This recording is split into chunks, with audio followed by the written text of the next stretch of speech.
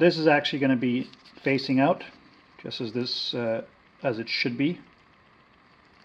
But what I do is actually take this metal piece out, just like so.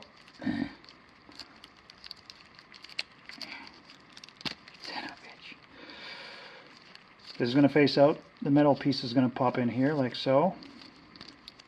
Right? That's going to give us a good base for the turn signal. Take the nut off.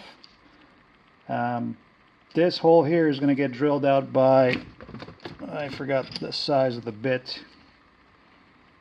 You think I know what the hell it is now? I don't know. This size. So this is just going to get drilled out to allow for this thread to fit through.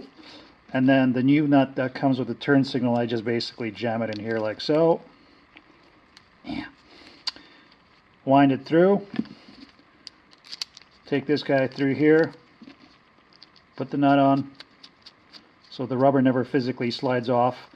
And then a little bit of blue Loctite in here, and I just basically snug it up tight. And this will actually compress a little bit so it'll hold against the whole assembly here. And it's worked actually okay for the other three, so that's what I'm going to go with.